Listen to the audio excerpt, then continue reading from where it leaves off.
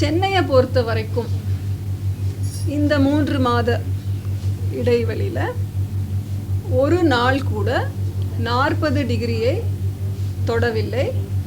ஒரே ஒரு நாள் 4 மற்றும் 5 மே தேதிகளிலே 39.6 டிகிரி செல்சியஸ் பதிவாயிருந்தது.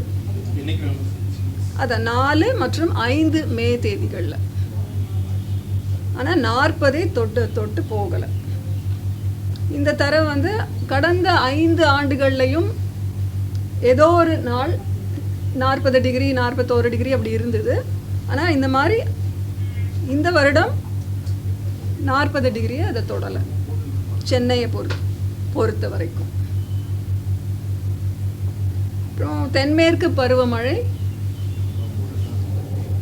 தமிழ்நாடெல்லாம் வந்து 24லேருந்து 26 மேலேயே நம்ம பரவி மற்ற பாகங்களுக்கு ஊடுருவி இருக்கிறது.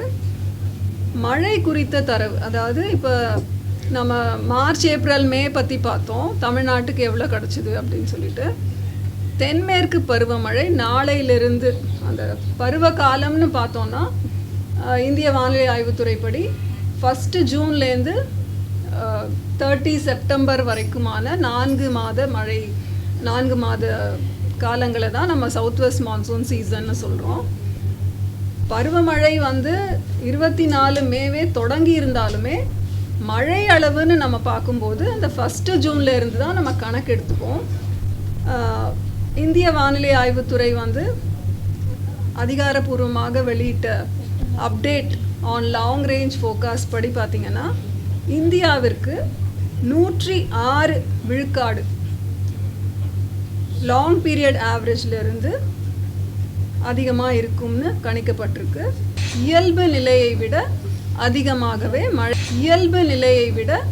அதிகமாகவே மழை பொழிவு காணப்படும் அப்படின்னு மாடல் கணினிசார் கணிப்புகள் தருகின்றன.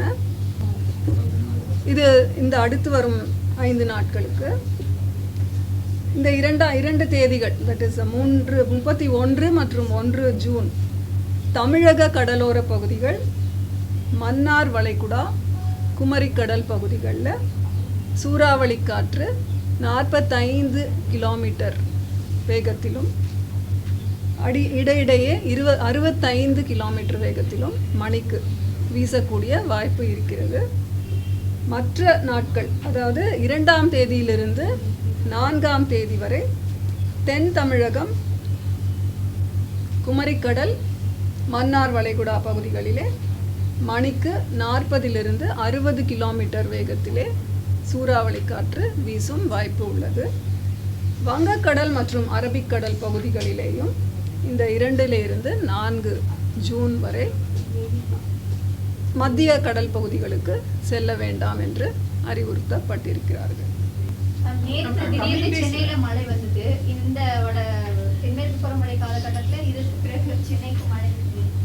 அதாவது நேற்று பெய்த மழை அப்படின்றது சென்னையில் நுங்கம்பாக்கம்னு பார்த்தீங்கன்னா 3 சென்டிமீட்டர் பதிவாயிருக்கு. அது லேசான முதல் மிதமான மழை அந்த அளவுகோலில் தான் வருது. மீனம்பாக்கம் 2 சென்டிமீட்டர். இது வந்து மே மாதத்திலே வந்தாலும் தென்மேற்கு பருவமழை ஆரம்பித்து விட்டதனால் இதுவும் அதை சார்ந்த ஒரு மழையாக தான் நாம் வந்து அதை கருதுகிறோம். இப்போதைக்கு நம்ம எந்த ஒரு இண்டிகேஷனும் இல்லை. செய்திகளை உடனுக்குடன் தெரிந்து கொள்ள கீழ்கண்ட கேபிள் மற்றும் டிடிஹெச் நெட்வொர்க்குகளில் எம்நாடு செய்தி தொலைக்காட்சியை காணுங்கள். பாதகம் செய்பவரை கண்டால் நாம் பயம் கொள்ளலாகாது பாப்பா. மோதி மிதித்துவிடு பாப்பா, அவர் முகத்தில் உமிழ்ந்துவிடு பாப்பா. அண்மை செய்திகளை உடனுக்குடன் தெரிந்து கொள்ள இணைந்திருங்கள் எம்நாடு தொலைக்காட்சியுடன்.